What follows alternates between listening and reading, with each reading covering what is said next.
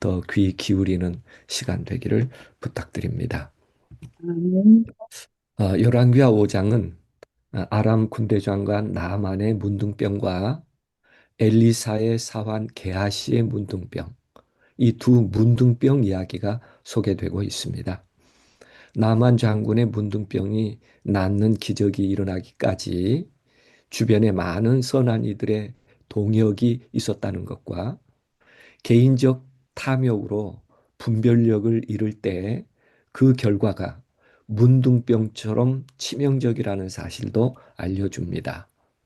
열왕기하 5장은 치유의 기적으로 겸손한 순종과 믿음에 기꺼이 응답하시고 구원을 베푸시는 하나님을 함께 보도록 하고 있습니다.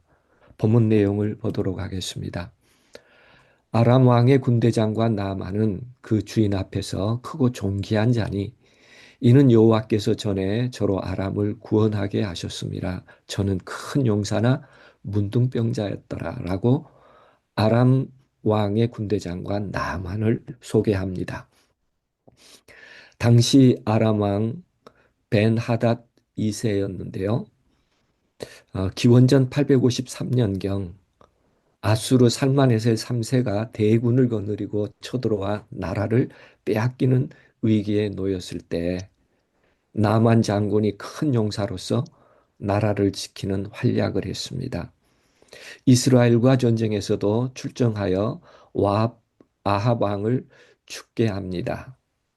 아람 왕은 그를 더 사랑하고 크게 존귀하게 여겼었죠.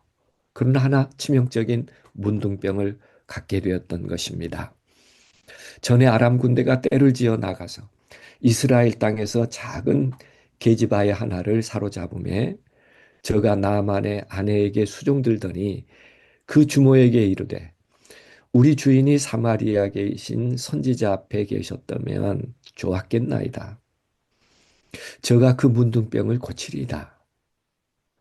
이 소녀의 말에서 이런 생각을 해보았습니다.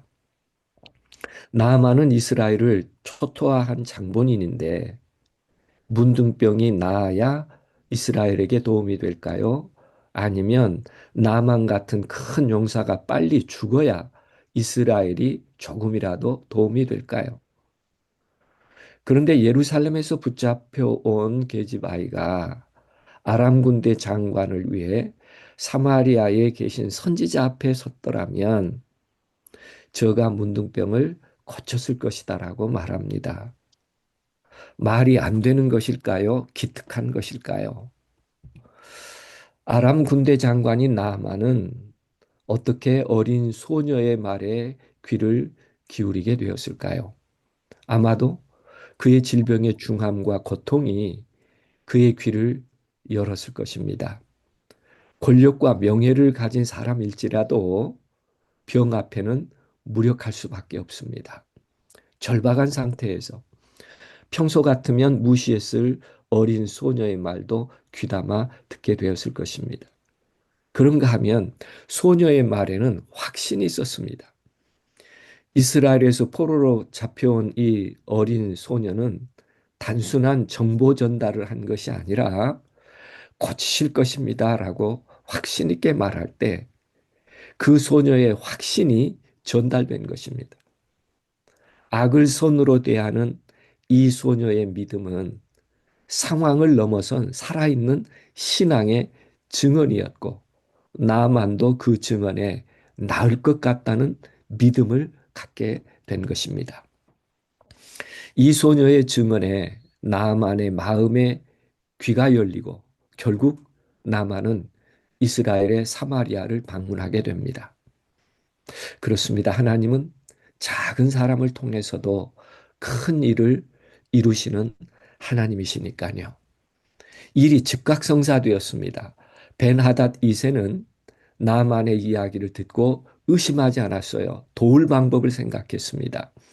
왕이 이제 내가 이스라엘 왕 여호람에게 글을 보내리라며 추천의 글, 곧 왕의 친서를 써주었습니다.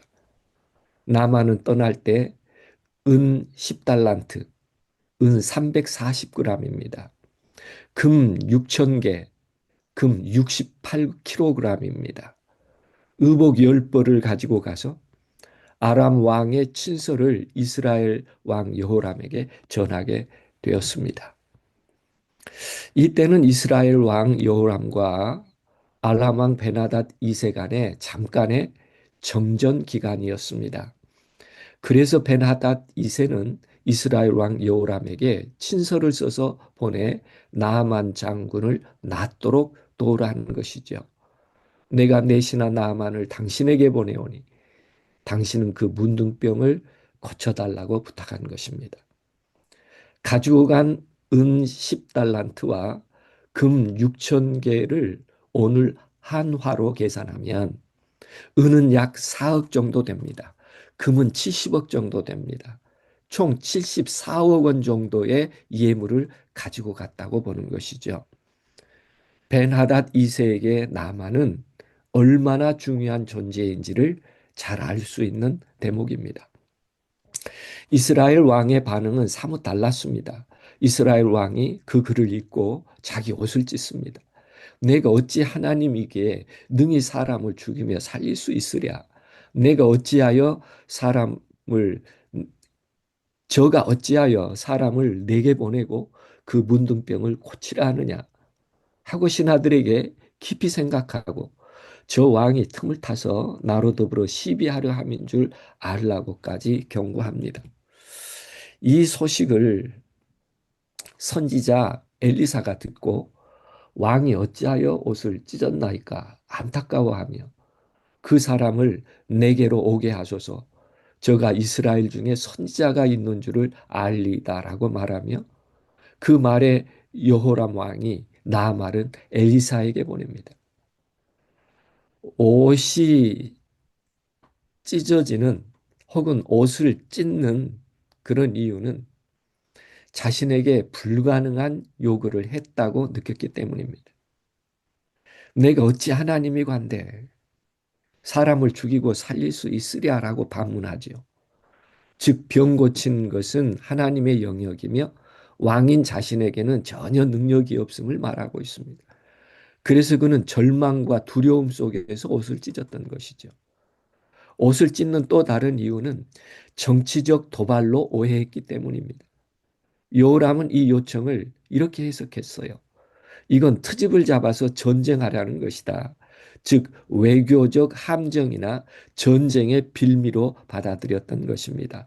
그래서 옷을 찢는 것은 단순한 슬픔이 아니라 국가적 위기 앞에서의 공포였습니다. 물론 옷을 찢는 이유는 하나님이 계심을 잊고 상황만 본 반응이었습니다. 여기서 중요한 점은 여호람은 하나님을 인식하지 못하고 있다는 점입니다. 같은 상황에서 선지자 엘리사는 전혀 다르게 반응합니다. 그를 내게로 데려오라. 저가 이스라엘 중에 선지자가 있는 줄을 알리라. 하나님의 능력을 확신하고 있는 엘리사의 당연한 반응입니다. 왕은 문제만 보고 있고 선지자는 하나님을 바라봅니다. 옷을 찢는다는 의미만을 볼 때 성경에서 옷을 찢는 행동은 일반적으로 극도의 슬픔이나 충격과 절망이나 회개 또는 통회를 의미합니다. 그러나 요람이 옷을 찢을 때에는 이런 믿음의 표현이 아니라 그의 두려움과 무력감의 표현이었습니다. 나만이 이에 말들과 병거를 거느리고 엘리사의 집의 문 앞에 서게 됩니다. 그런데 엘리사가 사자를 저에게 보내어 처방을 해주는데 너는 가서 요단강에 몸을 7번 씻으라. 내 살이 여전하여 깨끗하리라. 그 말을 들은 나아만이 노하여 물러가며 한마디를 합니다. 내 생각에는 저가 내게로 나와서서 그 하나님 여호와의 이름을 부르고 환부 위에 주술적 행위로 손을 흔들어 문둥병을 고칠까 하였도다라고 말합니다. 그는 기대와 다른 한 모습 때문에 노하여 물러갔습니다. 여기서 우리는 기적을 방해하는 요소를 살펴볼 수 있습니다.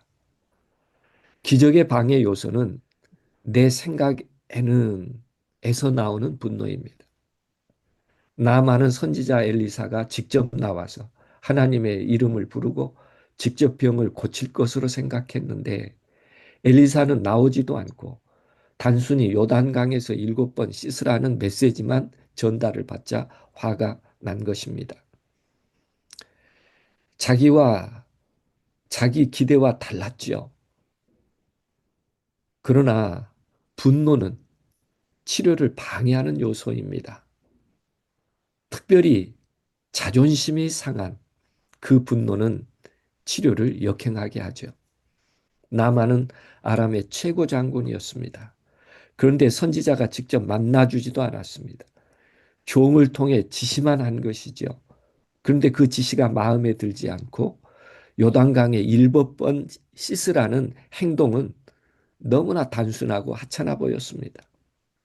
한편으로 내가 이런 대접을 받아야 하나 생각하자 상처 입은 자존심이 분노하게 만든 것입니다. 다른 하나는 너무 비합리적인 것처럼 보였기 때문입니다. 나만은 말합니다. 다메섹의 강들이 이스라엘의 모든 물보다 낫지 아니하냐. 즉 더 깨끗하고 좋은 강도 있는데 왜 굳이 요단강인가 하는 뜻이죠. 그의 기준에서는 하나님의 방법이 비논리적이고 비효율적으로 보였습니다. 하나님은 그에게 생각이 아니라 순종을 요구하셨습니다. 그냥 믿어보라는 것이 아니라 실제로 내려가서 몸을 씻는 행동을 요구했습니다. 이것은 그의 교만을 깨는 과정이 될 것이기 때문이었습니다. 그러나 나만은 자기 기대가 무너졌고 자존심이 상했고 방법이 마음에 들지 않았고 순종을 요구받았기 때문에 거부감이 먼저 일어났던 것입니다. 대체로 이런 생각들이 기적을 방해하는 요소들이 됩니다. 나아만이 말한 다메섹강, 아마나강이나 바르발강은 산에서 흘러내려온 차고 맑고 깨끗한 물이 있었습니다. 요단강은 흙탕물처럼 보이는 경우도 많았기에 인간의 눈으로는 확연한 질의 차이가 보였습니다. 왜 더 화가 났을까? 더 좋은 물이 있는데 왜 더 안 좋은 곳에서 목욕을 하라고 하는 건지, 왜 내 나라가 아니라 남의 나라에서, 왜 상식이 아니라 이상한 방법으로라고 생각하게 된 것이지요. 하나 더 이해해야 할 부분은 하나님은 때때로 더 좋아 보이는 것이 아니라 순종해야 하는 것을 요구하신다는 점입니다. 치유의 능력은 물에 있는 것이 아니라 하나님께 있기 때문입니다. 나아만은 더 좋은 강을 찾았지만 하나님은 순종의 강, 바로 그 자리를 요구하셨던 것입니다. 이때 종들이 나서서 간청합니다. 내 아버지여, 선지자가 당신을 명하여 큰 일을 행하라 하였다면 그거 하지 않았겠습니까? 하물며 당신에게 씻어 깨끗하라 이렇게 함인데 못할 바가 뭐가 있습니까? 라고 진언했습니다. 분노에서 이성적 재고로 전환하는데 근거가 되었습니다. 처음에 나아만은 분노로 사고했지만 종들의 말은 아주 논리적이었습니다. 더 큰 일을 하라면 했지 않겠습니까? 이 진언이 나만의 생각을 바꾸게 한 것입니다. 내가 지금 화내는 이유가 정말 합당한가 생각해 보기 시작한 것입니다. 즉, 감정적 표출에서 이성적 사고로 다시 점검했다는 것입니다. 어쩌면 치유 사역과 회복을 위해 가장 필요한 요소 중 하나일 것입니다. 이제 물에 잠기지 않을 이유보다 물에 잠길 이유가 더 크게 다가온 것입니다. 종들은 단순히 설득한 것이 아니라 나만이 마음을 낮추도록 도왔습니다. 당신의 회복과 치료를 위해 당신의 지위, 체면, 자존심을 내려놓으십시오. 나만은 이 순간 깨달았습니다. 문제는 강이 아니라 내 마음이었구나. 그는 겸손해지기 시작하자 무엇이 더 중요한지가 보이기 시작했습니다. 이스라엘의 어린 여종이 선지자가 고칠 수 있다고 확신하는 모습이 그 순간 떠올랐을 것입니다. 이미 마음 한켠에는 혹시 하나님께서라는 가능성이 있었던 것입니다. 결국 선택의 본질은 이것입니다. 자존심을 지킬 것인가 아니면 치유를 받을 것인가. 나만은 이 싸움에서 자존심을 내려놓기로 결정합니다. 나만이 요단강에 들어간 이유는 단순한 강권 때문이 아니라 감정이 가라앉고 이성적 판단이 작동했기 때문입니다. 종들의 말을 통해 겸손을 배우기 시작하고 이미 마음속에 하나님의 가능성에 대한 믿음이 생겨났기 때문입니다. 그렇습니다. 나만은 이해해서 순종한 사람이 아니라 순종하면서 이해하게 된 사람이 된 것입니다. 모든 질병의 치유에 이 원리가 적용될 수 있습니다. 나만은 요단강에 7번 몸을 잠그니 그 살이 여전하여 어린아이의 살 같아서 깨끗하게 되었더라. 이런 결론에 이른 것입니다. 거만한 아람이는 그의 교만한 마음을 굴복시켜 여호와께서 보이신 뜻에 복종하였다. 그는 하나님의 사람의 말씀대로 요단강에 7번 몸을 잠그었다. 선지자왕 249페이지에도 그의 교만한 마음을 굴복시킨 것이 문둥병에서 남는 기적의 시작이었다는 것을 언급하고 있습니다. 나만이 문둥병이 깨끗해진 후 엘리사에게 와서 고백합니다. 내가 이제 이스라엘 외에는 온 천하에 신이 없는 줄 아나이다. 참 위대한 고백입니다. 그리고 이어 청컨대 당신의 종에게서 예물을 받으소서라며 예물을 드리려 했습니다. 그때 엘리사가 단호히 말합니다. 나의 섬기는 여호와의 사심을 가리켜 맹세하노니 내가 받지 아니하리라. 그래도 나아만은 받으라 강권하지만 엘리사는 끝까지 고사합니다. 나아만이 아람에서 출발할 때 반드시 나을 것이라는 기대가 있었겠는가? 그렇습니다. 어느 정도는 분명하게 낫게 될 것이라는 기대가 있었던 것 같습니다. 그것은 예물을 가지고 갔다는데 그 근거라고 말할 수 있을 거예요. 아람 왕이 친서를 써줄 정도로 국가적 차원에서의 요청이었고 나만은 먼 길을 떠날 만큼 절박했어요. 은 10달란트, 금 6,000개, 의복 10벌은 치유에 대한 확신 혹은 강한 기대를 반영합니다. 혹시 될까가 아니라 이 정도 드리면 반드시 해결될 것이라는 믿음이 깔려 있었다고 볼 수 있습니다. 왜냐하면 고대 근동에서는 병을 고치거나 신의 도움을 받을 때 대가, 예물을 바치는 것이 일반적인 관념이었습니다. 지금도 샤머니즘은 그런 거래가 존재합니다. 복채가 부족해서 그렇다. 그러면 더 올려야 되지 않느냐. 이런 개념이죠. 그래서 더 많은 복채를 올리고 더 좋은 돼지머리를 삽니다. 이는 신을 달랜다는 의미를 가지고 있기 때문에 그렇습니다. 그래서 재물에 정성을 쏟아야 원하는 것을 얻는다는 생각이 일반적인 관념이었죠. 이는 나만의 신앙 수준이 아직은 거래적 사고에 머물러 있었다고 봐야 할 것입니다. 출발할 때도 그런 생각을 했을 것입니다. 내가 충분히 드리면 그가 나를 고쳐줄 것이다. 이것은 은혜가 아니라 교환적 사고이며 믿음이 아니라 조건이라는 것입니다. 즉 하나님을 향한 믿음이 아니라 자신의 재물과 지위를 신뢰하는 태도였습니다. 나아만은 아람의 군대 장관이었기에 그냥 병자처럼 도움을 받으러 가는 것이 아니라 위엄과 격식을 갖추고 가야 하는 위치에 있다고 생각하여 그 많은 예물을 가지고 간 것입니다. 중요한 핵심은 하나님은 그 예물을 거절하게 하셨다는 것입니다.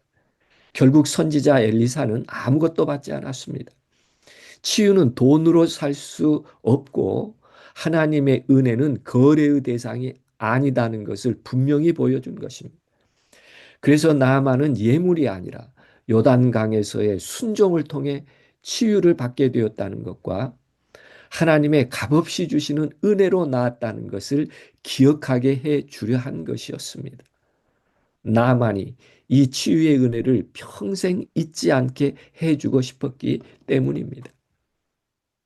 그 다음 나만은 노새 두 바리의 실을 흙을 가져가겠다고 합니다. 여기서 바리는 노새 한 마리가 운반할 수 있는 짐의 단위를 말합니다. 노새 두 바리의 흙은 꽤 많은 양의 흙입니다.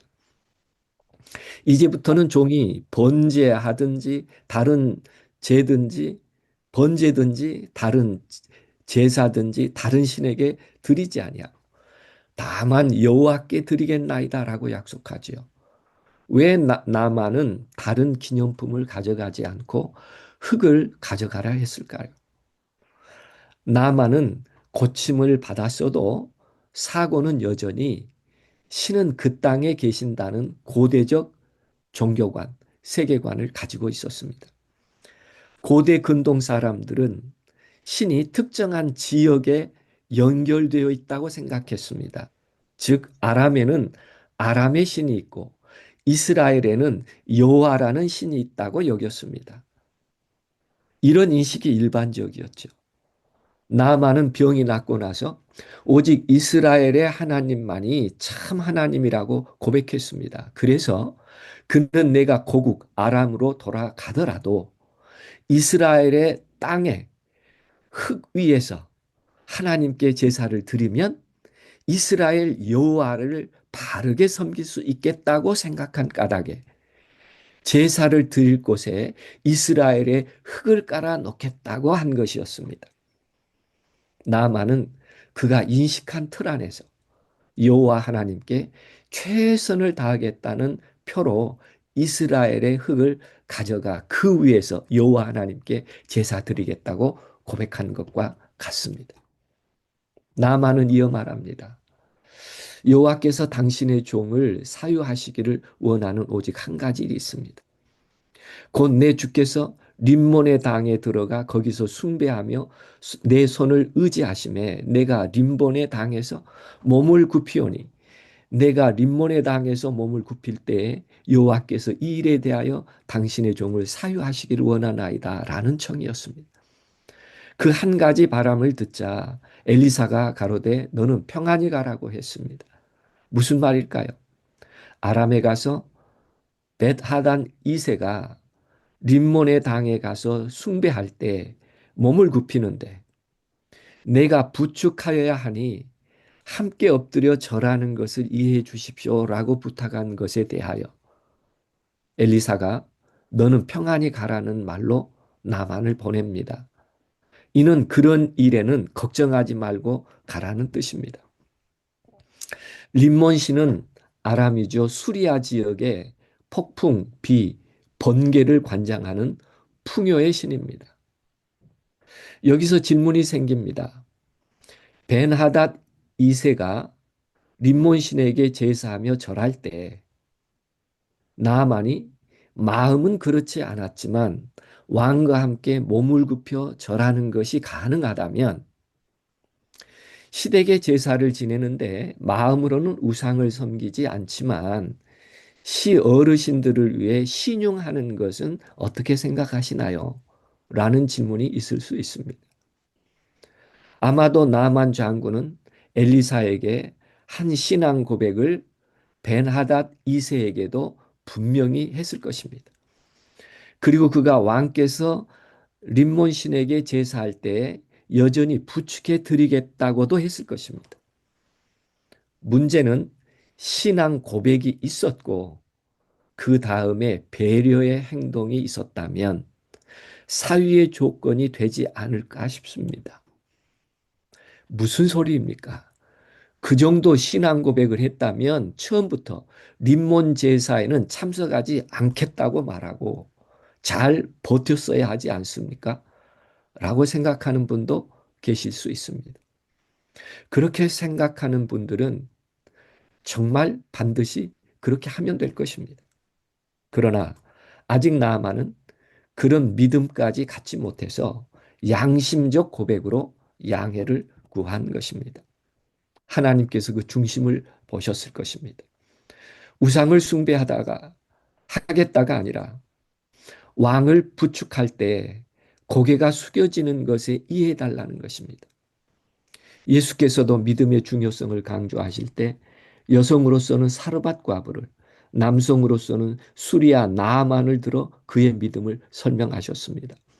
엘리사 시대에 많은 문둥병자가 있었으나 나아만이 나은 유일한 사람이라는 것을 강조했던 것이죠. 예측하건대 나아만은 양심에 따라 바른 판단을 했으며 하나님께 부끄러움 없이 섰을 것이라 여깁니다. 엘리사의 평안히 가라는 뜻도 자기 신앙에는 철저하게 서되 타인의 신앙에서 어려운 상황이 보일 때 도울 수 있는 것은 가능하다는 의미로 받아들일 수 있겠습니다. 수리아 장군 나아만의 치유 사건은 이스라엘 왕 여호람과 동시대의 일이었습니다. 여호람 통치와 나아만 사건은 대략 기원전 850년에서 845년 사이로 추정됩니다.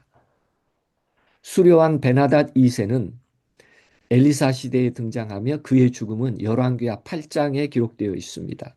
사망 시기는 그의 신하 하사엘이 왕위를 찬탈하면서 죽게 되는데 때는 기원전 842년 전으로 본 것이 일반적입니다. 그렇다면 대강의 경우이지만 나만이 돌아가서 몇 해 안 돼서 베나다 3세가 죽고 나만은 우상 숭배에서도 자유했을 것이라는 생각도 해봅니다. 아무튼 타인을 배려하는 선행은 정죄할 필요는 없다는 것을 기억했으면 좋겠습니다. 나만이 깊은 감동을 받고 엘리사를 떠나 아람으로 돌아가고 있었습니다. 그런데 엘리사의 사환 게하시는 스스로 내 주인이 이 아람 사람 나아만에게 면하여 주고 그 가지고 온 것을 그 손에서 받지 아니하였도다. 여호와의 사심을 가리켜 맹세하노니 내가 저를 쫓아가서 무엇이든지 그에게서 취하리라 하고 나만의 뒤를 쫓아갔습니다. 나만이 자기 뒤에 게하시가 달려옴을 보고 수레에서 내려서 맞아 가로되 평안하냐라고 물었습니다. 게하시는 없는 말을 만들어냈습니다. 우리 주께서 나를 보내시며 말씀하시기를 지금 선지자 생도 중에 두 소년이 에브람 산지에서부터 내게 왔으니 청컨대 당신은 저희에게 은 한 달란트와 옷 두 벌을 주라 하시더이다. 나만은 게하시에게 은 두 달란트를 두 전대에 넣어 매고 옷 두 벌을 아울러 두 사환에게 지워 주었고 저희가 게하시 앞에서 지고 갔습니다. 언덕에 이르러는 게하시가 그 물건을 두 사환의 손에서 취하여 집에 감추고 저희를 보내어 가게 했습니다. 상황은 이렇게 맞춰졌습니다. 돌아가 게하시가 엘리사 앞에 서니 엘리사가 물었습니다. 게하시야, 내가 어디서 오느냐? 엘리사는 그가 한 일을 다 알고 있었습니다. 그리고 엘리사는 게하시에게 나만의 문둥병이 내게 들어 내 자손에게 미쳐 영원토록 있으리라고 선언했고 게하시가 그 앞에서 물러 나오는데 문둥병이 발하여 눈같이 되었습니다. 참 안타까운 일입니다. 평생 잘 해오다가 한순간에 무너진 일입니다. 오늘 우리가 가장 조심해야 할 문제입니다. 평생 잘 해오다가 말입니다. 게하시의 문둥병 발생을 두고 생각해 보는 문제입니다. 엘리사는 나만의 병이 나은 후 어떤 예물도 받지 않았습니다. 이는 치유가 하나님의 은혜이지 인간의 대가가 아니라는 것을 분명히 하기 위함이었는데 게하시는 속으로 그의 잘못된 생각, 하나님의 은혜를 개인의 이익으로 바꾸려고 했던 마음, 그것이 하나님의 사역을 훼손한 것입니다. 엘리사가 예물을 거절한 이유가 이방인 나만에게 하나님의 은혜는 값없이 주어진다는 메시지를 전하기 위해서였는데 게하시의 행동은 그 메시지를 완전히 왜곡시켰습니다. 결과적으로 하나님의 은혜가 돈으로 거래되는 것처럼 보이게 한 의도적인 죄를 범한 것이었기 때문에 그는 하나님께 심판을 받은 것이었습니다. 어떻게 생각해 보면 그의 탐욕, 거짓말, 하나님의 은혜를 돈으로 바꾸려는 죄, 의도적인 불순종, 기적을 저주의 기적으로 바꾸게 한 것이었습니다. 여호와의 군대 가운데서 고상한 기수가 되는 것이 그의 특권이었다. 하늘의 최대의 선물이 오랫동안 그의 손이 미치는 곳에 있었지만 그는 그것을 외면하고 그 대신에 세상 재물이라는 값싼 합금을 탐냈다. 그 결과로 선지자 왕에는 게하시가 문둥병으로 죽었다고 기록하고 있습니다. 하늘의 최대의 선물이 오랫동안 그의 손이 미치는 곳에 있었지만 참 안타까운 기록 중 하나입니다. 병보다 더 깊은 문제는 자기 생각 곧 마음의 교만입니다. 요단강은 약이 아니라 순종의 도구였고 치유는 몸에서 시작되지만 기적은 마음에서 완성되었습니다. 하나님의 은혜는 국경, 계급, 종교를 넘습니다. 단순한 순종이 가장 위대한 기적의 통로입니다. 누구와 함께 오래 있었느냐가 중요하지 않습니다. 하나님의 은혜로 우리의 삶과 마음이 완성되어 가는 것이 기적입니다. 진정한 기적은 병의 치유보다 더 깊은 자기 생각 곧 교만의 무너짐입니다. 요셉이 바로 궁전에 권력의 힘을 내려놓고 형제들을 용서하는 일이나 에서가 20년의 상처를 붙드는 대신 형제의 관계를 다시 선택한 일이나 나만이 체면을 내려놓고 요단강으로 들어가는 일이나 한결같이 말합니다. 진짜 기적은 상황 변화가 아니라 마음의 굴복임을 말합니다. 진정으로 낮아질 수 있을 때 하나님은 치유하십니다. 이것이 기적의 법칙입니다. 예수님의 기적도 그렇습니다. 하인의 아들의 죽을 병에서 낫게 한 백부장의 믿음에서도 단순한 말씀에 대한 신뢰가 기적을 낳았다는 것을 보여줍니다. 그 온전한 믿음이 치유를 완성해낸 것입니다. 그러므로 진정한 기적은 몸의 회복이 아니라 하나님과의 관계의 회복입니다. 예수 그리스도를 겸손히 믿을 때 구원이 완성되는 것과 같습니다. 오늘도 하나님과 온전한 믿음의 관계가 회복되기를 기원해 봅니다. 순수한 신앙이란 점점 작아지는 연습입니다. 은퇴 후 말수가 줄고 호칭이 사라지고 의견이 채택되지 않아도 평안할 수 있다면 그것이 기적인 것과 같습니다. 만약 나는 없고 하나님의 마음이 남아 있었다면 진정한 기적의 경험이라고 할 수 있을 것입니다. 그렇습니다. 7번 내려가는 사람만이 새로워질 수 있는 것입니다. 열왕기하의 기적은 약 40여 년간 역사했던 하나님의 사역들입니다.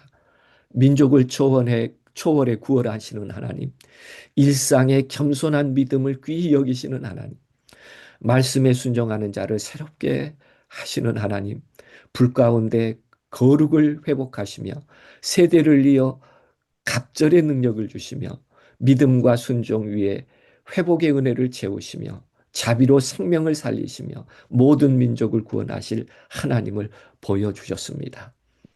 열왕기하 1장에서 5장의 기적은 하나님의 능력 과시가 아니라 하나님의 성품이 인간의 삶에 스며드는 방식이었습니다.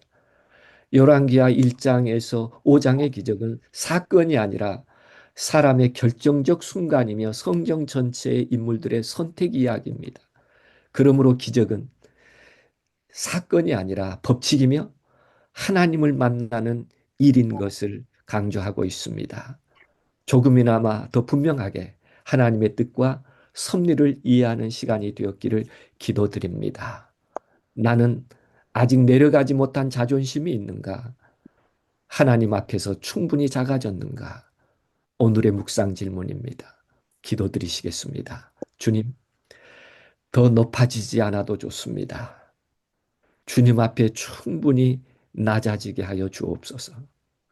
음. 그러기에 매일 주님에 대한 믿음과 관계가 하나 되는 기적을 경험하며 음. 가장 좋은 것을 주시는 하나님께 무궁한 영광을 돌리며 살게 하여 주옵소서. 아멘. 예수 그리스도의 이름으로 간절히 기도드립니다.